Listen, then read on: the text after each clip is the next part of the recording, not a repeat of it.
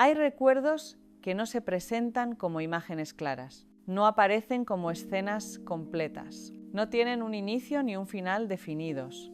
Sin embargo, siguen influyendo en cómo sentimos, cómo reaccionamos y cómo interpretamos lo que nos ocurre. Son huellas que no proceden de lo que pasó, sino de lo que faltó, de lo que no fue acompañado, de lo que ocurrió sin un otro regulando la experiencia. Y el cerebro, incluso décadas después, lo sigue registrando. Si este tipo de contenidos te ayuda a comprender mejor tu experiencia interna desde la neurociencia, puedes suscribirte al canal. Eso permite seguir llegando a más personas con el mismo interés. A lo largo de este contenido veremos por qué sucede esto, qué mecanismos neuronales están implicados y cómo estas huellas se mantienen activas sin que seamos conscientes de ello. El cerebro humano no solo memoriza acontecimientos, también codifica estados corporales, estados emocionales, estados de activación fisiológica. Cuando una experiencia intensa ocurre sin acompañamiento, sin regulación externa, el sistema nervioso no la archiva como un recuerdo narrativo convencional, la archiva como un patrón fisiológico. Esto significa que no siempre recordamos qué ocurrió, pero sí recordamos cómo se sintió el cuerpo durante ese momento. El fenómeno al que nos referimos hoy no tiene que ver con la memoria consciente, sino con la memoria implícita, somática y relacional.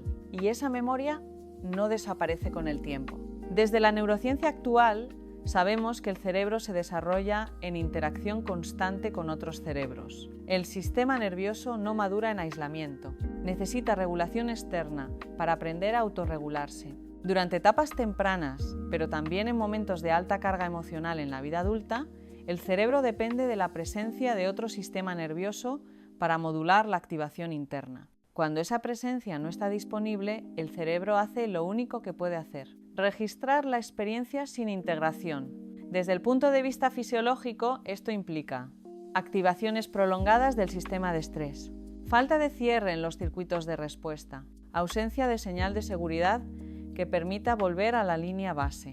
Estas experiencias no acompañadas no se olvidan porque nunca se procesaron del todo, quedan abiertas. El primer sistema implicado en este tipo de huellas es la amígdala. La amígdala no es un centro del miedo, como se suele simplificar. Es un detector de relevancia biológica. Evalúa constantemente si una experiencia es segura, amenazante o incierta. Cuando una situación emocional ocurre sin acompañamiento, la amígdala incrementa su actividad porque no recibe señales externas de regulación. No hay rostro calmado, no hay tono de voz modulador, no hay contacto que indique seguridad. Esto mantiene a la amígdala en un estado de alerta sostenida. A nivel neuronal, esto significa mayor liberación de neuromoduladores asociados al estrés, facilitación de la plasticidad en circuitos defensivos, codificación prioritaria de la experiencia como relevante. Un ejemplo cotidiano ayuda a entenderlo. Una persona que de niña lloraba sin que nadie acudiera no recuerda cada episodio concreto, pero su sistema nervioso aprendió que la activación emocional intensa no encuentra respuesta externa. Años después, ante una emoción similar, el cuerpo reacciona antes de que haya pensamiento. Esto no es una decisión, es memoria neuronal. El hipocampo se encarga de situar las experiencias en un contexto temporal y espacial, es decir, ayuda a responder a la pregunta: esto ocurrió allí y entonces, y ya terminó. Pero el hipocampo necesita un nivel de activación moderado para funcionar correctamente. Cuando el estrés es alto y sostenido, su actividad se reduce. En experiencias no acompañadas, la activación fisiológica suele superar ese umbral óptimo. Como resultado, la experiencia no se integra en una narrativa coherente, no se consolida como recuerdo episódico cerrado, permanece fragmentada. Esto explica por qué algunas vivencias no se recuerdan como historia, sino como sensaciones sueltas. Un ejemplo sencillo: una persona adulta se siente desbordada ante un conflicto menor. No entiende por qué reacciona así. No hay un recuerdo claro que lo justifique.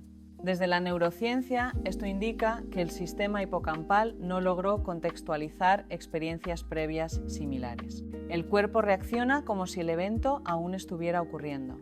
El tercer nivel de análisis implica redes cerebrales más amplias y el sistema nervioso autónomo. Cuando una experiencia no es acompañada, no solo se activan estructuras concretas, se reorganiza el equilibrio entre sistema simpático, activación, sistema parasimpático, regulación y reposo.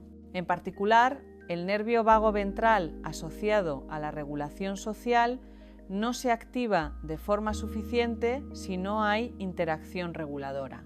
Esto tiene consecuencias a largo plazo. Mayor tendencia a estados de hipervigilancia. Dificultad para volver a la calma tras una activación. Sensación corporal de inseguridad sin causa evidente. A nivel de redes cerebrales se observa una mayor dominancia de circuitos de supervivencia frente a redes de integración. Un ejemplo cotidiano.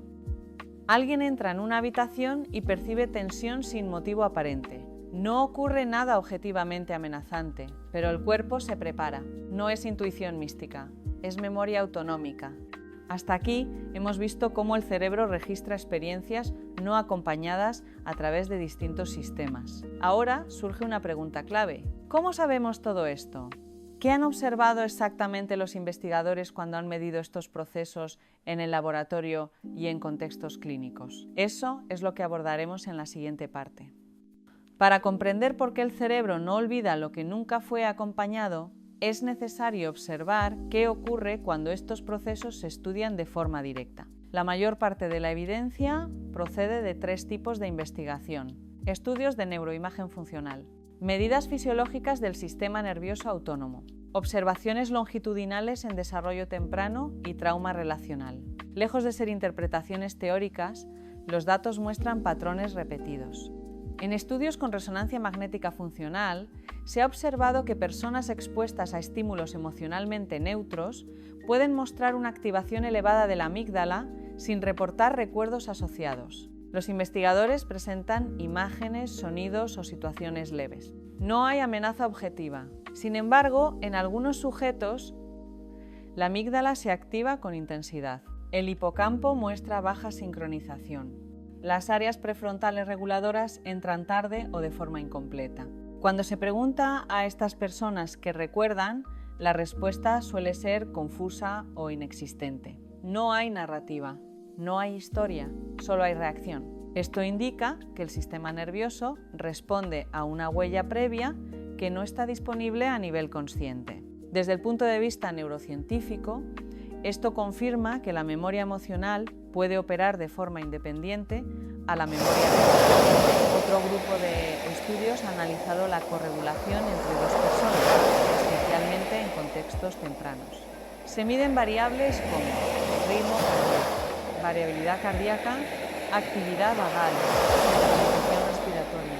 Cuando un adulto regula emocionalmente a un niño, se observa un ajuste progresivo entre ambos sistemas nerviosos. Pero cuando esa regulación no ocurre, el niño mantiene activación simpática elevada. No aparece la señal fisiológica de tiempo. El cuerpo no aprende a volver a la calma.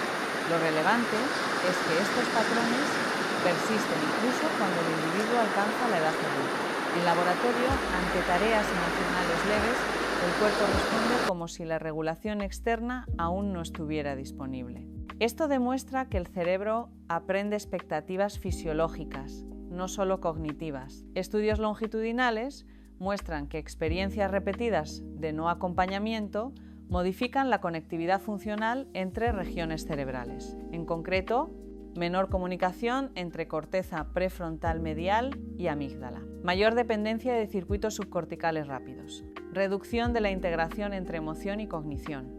Esto no implica daño estructural, implica adaptación. El cerebro se organiza en función de lo que tuvo que hacer para sobrevivir. Si no hubo acompañamiento, aprendió a sostener la activación por sí solo, y ese aprendizaje queda inscrito en la red. A partir de estos hallazgos, la neurociencia propone intervenciones simples, no motivacionales y centradas en fisiología.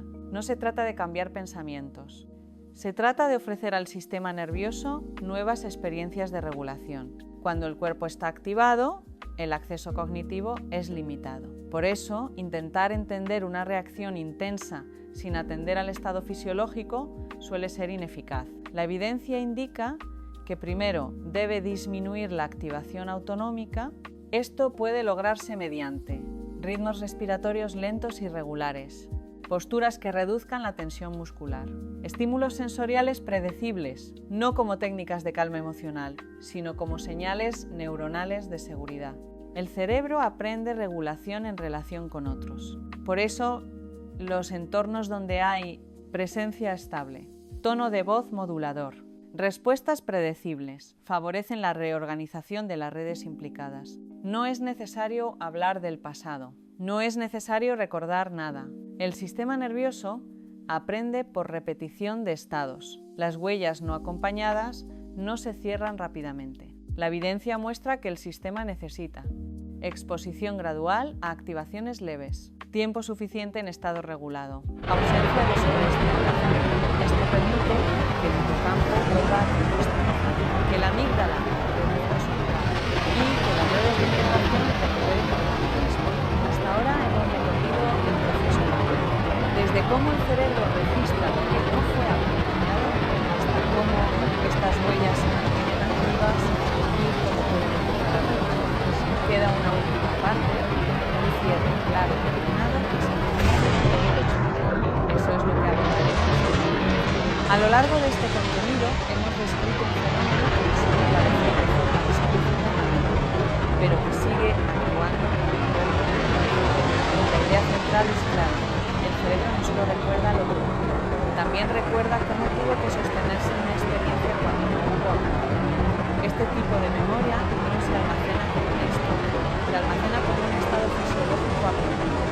Primero, vimos que el sistema nervioso humano se desarrolla en relación con otros sistemas nerviosos. La regulación emocional no es un proceso exclusivamente personal, es en su origen un proceso compartido. Cuando una experiencia intensa ocurre sin regulación externa, no hay señal clara de seguridad, no hay cierre fisiológico, no hay integración completa. Esto deja una huella. Después analizamos los mecanismos neuronales implicados. En primer lugar, la amígdala. Su función es detectar relevancia, no generar miedo. Cuando no hay acompañamiento, incrementa su actividad porque no recibe información externa que indique que la situación es manejable.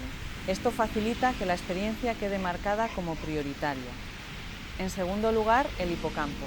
Este sistema permite situar los acontecimientos en el pasado, pero bajo activación elevada, su funcionamiento se ve limitado.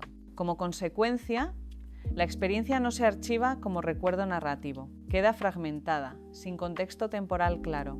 En tercer lugar, el sistema nervioso autónomo y las redes cerebrales. La ausencia de regulación social limita la activación del circuito vagal ventral, que es clave para la calma compartida.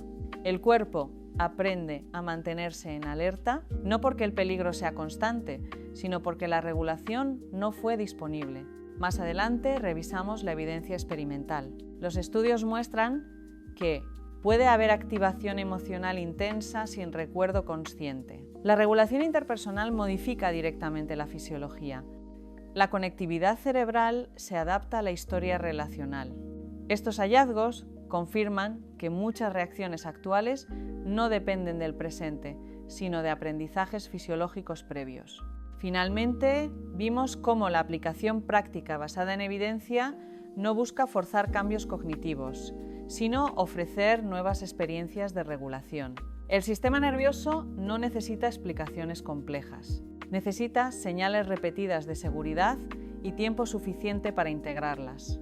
El cerebro no conserva estas huellas porque sea incapaz de soltarlas. Las conserva porque en su momento no tuvo las condiciones necesarias para cerrarlas. No hubo acompañamiento, no hubo regulación externa, no hubo una señal clara de que la experiencia había terminado. Por eso, el sistema nervioso actúa como si aún necesitara estar preparado. Esto no es un error, es una adaptación. Y como toda adaptación, puede reorganizarse cuando cambian las condiciones. Comprender este fenómeno cambia la forma de interpretar muchas respuestas humanas. No se trata de fragilidad, no se trata de falta de voluntad, no se trata de no haber superado algo. Se trata de memorias que no fueron acompañadas en el momento en que se formaron, y el cerebro, fiel a su función, sigue cuidando de ellas. Si este contenido te resulta útil, puedes unirte al canal para seguir explorando la experiencia humana desde la neurociencia.